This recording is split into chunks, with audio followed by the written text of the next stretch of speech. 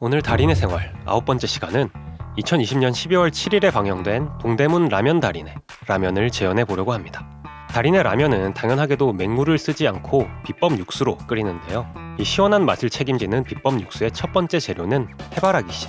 달인 말로는 육수를 만드는데 땅콩도 써보고 호두도 써봤지만 해바라기씨가 제일 고소해서 이 해바라기씨를 육수 만드는 데 쓴다고 합니다.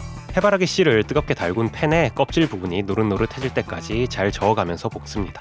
해바라기씨를 볶으면 벌써부터 이 고소한 냄새가 진동을 하는데요. 여기서부터 달인이 말한 해바라기씨가 제일 고소하다는 게 무슨 뜻인지 벌써 알 수 있을 것 같습니다.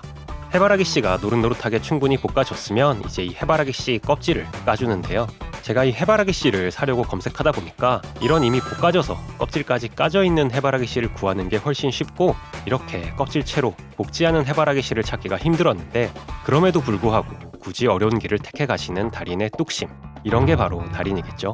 제가 이 볶은 해바라기씨 170g을 일일이 손으로 까는데 약 1시간 반 정도가 걸렸는데 달인의 사업장에서 사용량을 추측해보면 얼만큼의 준비시간이 필요할지 상상이 어려울 정도입니다. 엄지손톱이 빠질 듯한 느낌과 함께 해바라기 씨앗을 전부 빼냈으면 이제 이걸 다시 한번 볶아주는데요. 아까도 말했지만 이미 볶아서 껍질까지 깐 해바라기 씨앗을 인터넷에서 아닙니다. 해바라기 씨 알맹이를 한 번 더 볶을 거면 어째서 껍질채로 한번 볶았던 건지 잘 이해가 가지는 않지만 어쨌든 달인이 하시는 거면 허투루 하시는 건 아니겠죠. 해바라기 씨 알맹이가 다 볶아졌으면 여기서 비법 육수의 두 번째 재료 새우젓이 등장합니다. 이 새우젓을 갓 볶아 뜨거운 해바라기 씨앗 위로 부어서 잘 섞어줍니다. 이렇게 함으로써 해바라기 씨앗의 고소한 맛과 새우젓의 감칠맛이 조화를 이룬다고 하는데요. 대체 이런 조합은 어떻게 생각하는 걸까요? 하지만 육수의 비법 여기서 끝이 아닙니다. 해바라기씨 새우젓 범벅은 잠시 옆에 치워두고 다음으로 통무를 준비합니다. 준비한 통무에 큼직하게 칼집을 내어 홈을 파줍니다. 그리고 김치 속을 채우듯 무의 빈틈을 해바라기씨 새우젓 범벅으로 꼼꼼하게 채워줍니다. 이렇게 지금까지 과정도 놀라운데 더 놀라운 건 달인의 비법, 여기서 끝이 아닙니다. 달인 말로는 보통 물을 찌거나 숙성시켜서 쓴다고 생각하는데 달인은 이 물을 한번 구워준다고 합니다. 보통 사람이면 애당초 무는 그냥 물에 통째로 넣어서 육수를 뽑는다고 생각하지 찌거나 숙성까지도 생각을 안 할 텐데 달인은 역시 다릅니다. 아무튼 물을 이렇게 구워서 쓰면 오래 삶아도 지린 맛이 나지 않는다는 게 달인의 설명인데요. 저도 마찬가지로 물을 이렇게 오븐 트레이에 올린 뒤 무 바닥이 이렇게 살짝 누를 때까지 물을 구워줬습니다. 무가 충분히 구워졌으면 이제 본격적인 육수를 뽑을 차례입니다. 증류보다 다른 용도로 더 많이 쓰이는 증류통에 물을 채우고 렌즈 위에 올립니다. 해바라기씨 새우젓으로 속을 채운 통물을 메시망에 넣은 뒤 조심스럽게 육수통에 넣고 꾹꾹 눌러서 무 전체가 다 물에 잠기게 해 푹 끓여 육수를 뽑아냅니다. 1시간 정도 푹 끓여서 진한 육수를 뽑아내면 달인의 첫 번째 비법 해바라기씨 새우젓 무 육수 완성입니다. 이렇게 준비한 비법 육수를 먼저 냄비에 붓고 육수가 끓기 시작하면 라면을 준비하는데요. 달인은 업소용 오뚜기, 쇠고기 라면을 쓰시는 걸로 알고 있는데 저는 업소용 큰 라면을 사면 이걸 다 처리할 수가 없어서 가장 비슷한 삼양 쇠고기면을 준비했고요. 달인은 총 4종류의 수프를 쓰시는데 첫 번째로 기성 수프를 반 스푼 정도 넣어준다고 합니다. 두 번째로 청양고춧가루, 세 번째는 라면의 고소한 맛을 더하기 위한 볶은 콩가루를 넣어줍니다. 그리고 마지막 네 번째, 달인의 비법 수프가 등장하는데요. 비법 수프의 주재료는 바로 닭입니다. 그리고 등장하는 소고기 목심, 이 소 목심으로 닭에 옷을 입히듯 한 겹 한 겹 정성껏 덮어줍니다. 하지만 이 소 목심 닭을 바로 쓸 수 있는 건 또 아니라고 하는데요. 닭의 소맛이 배도록 3일 정도 건조시키는 과정이 필요하다고 합니다. 요즘 날도 더운데 실온에서 3일 건조시켰다가는 유튜브 찍으려다 비명 행사할 수도 있을 것 같아서 저는 냉장고에서 3일간 건조를 시키도록 하겠습니다.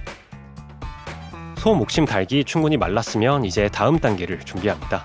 미리 준비해둔 소 힘줄 채를 그릇에 옮겨 담고 여기에 고추기름을 부어서 절여줍니다.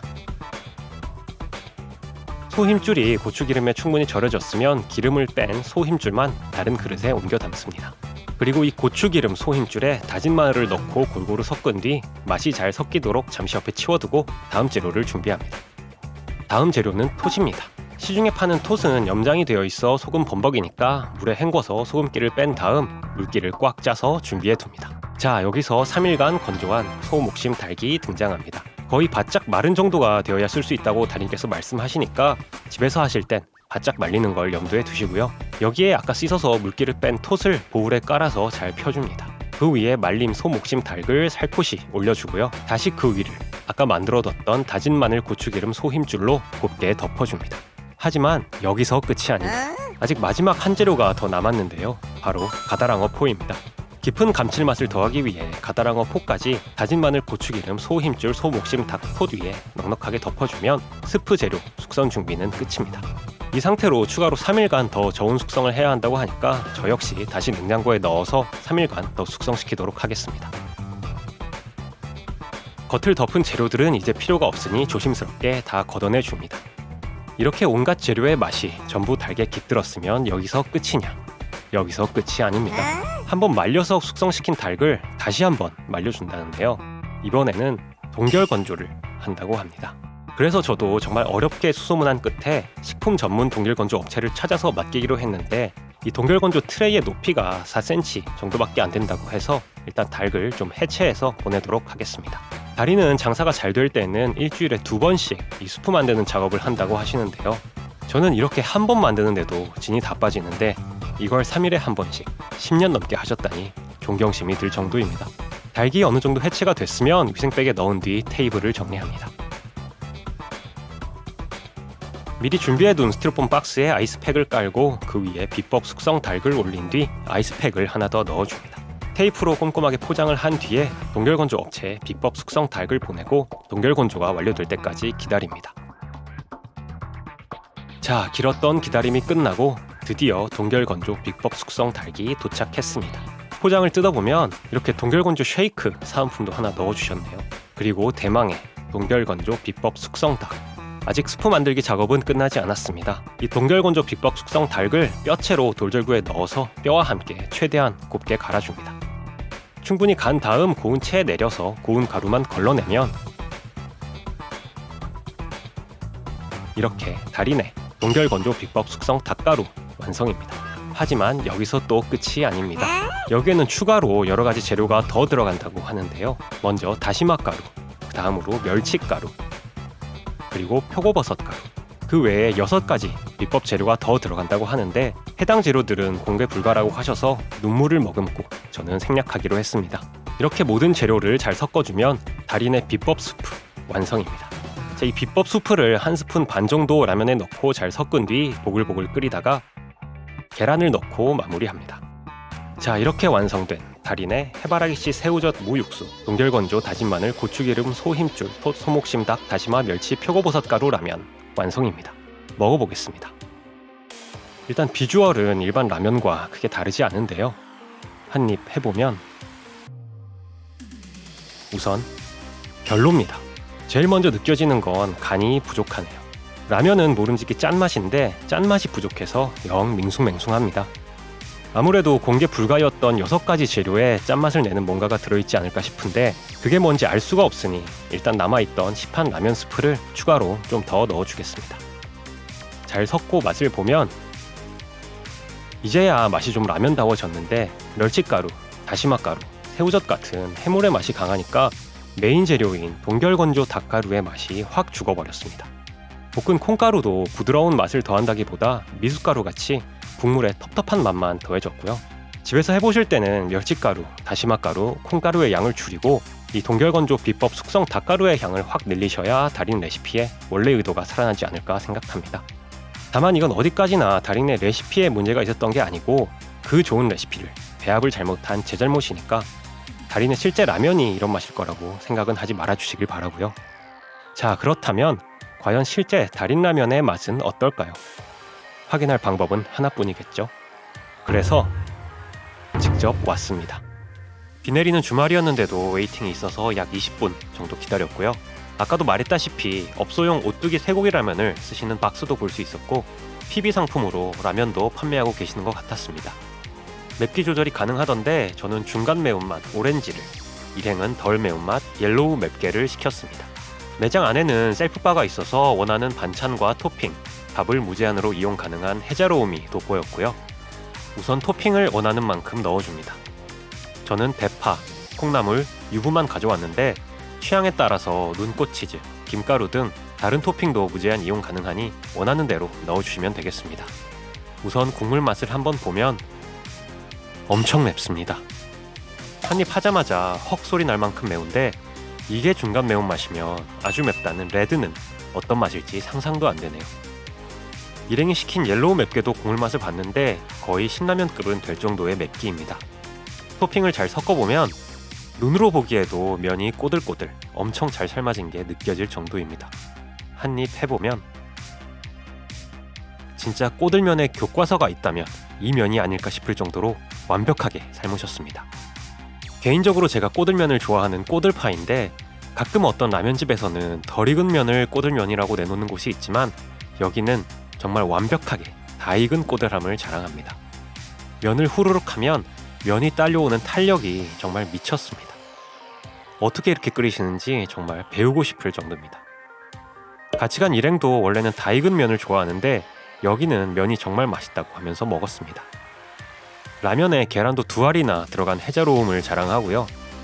이게 먹다 보니까 매워서 땀을 뻘뻘 흘리면서 먹게 되는데 그럼에도 맛있으니까 멈출 수가 없는 그런 맛입니다. 라면 자체는 굉장히 맛있지만 개인적으로는 이 비법 숙성 닭가루나 멸치가루, 다시마 가루 같은 들어간 재료의 향이나 맛은 특별히 느낄 수가 없었고요. 보통 라면보다 좀 더 짠맛인데 입에 착착 붙는 감칠맛에 자극적인 매운맛이 뇌를 강타하는 그런 맛이었습니다. 일반 시판 라면보다 국물의 농도 자체도 좀 더 걸쭉해서 분명 라면 스프 말고 뭔가를 더 넣으신 것 같은데 그게 뭔지는 저로서는 알 수가 없었습니다. 많은 분들이 이 가게는 정말 찐 맛집이다 라고 많이들 말씀하시던데 왜 그러신 건지 이해할 수 있었습니다. 계란도 어떻게 이렇게 절묘한 노른자 반숙으로 삶으신 건지 대단하십니다. 전 정말로 맛있게 잘 먹었고요. 이 가게가 집 근처에만 있었으면 술 먹은 다음날 해장은 무조건 이 라면으로 할 의향이 있을 만큼 찐 맛집이었습니다. 달인은 역시 달인이구나를 느끼면서 저는 아직 한낱 애송이에 불과하다는 걸 다시 한번 느낀 라면 한 그릇이었습니다. 달인의 가게는 동대문구 회기동에 위치하고 있는데요.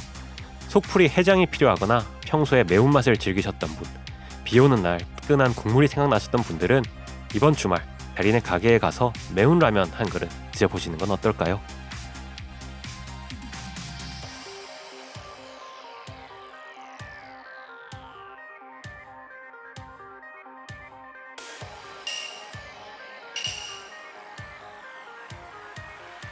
마지막으로 어려운 의뢰였는데도 불구하고 선뜻 동결건조 의뢰를 수락해주신 화진바이오텍 김순성 대표님께 진심으로 감사드립니다.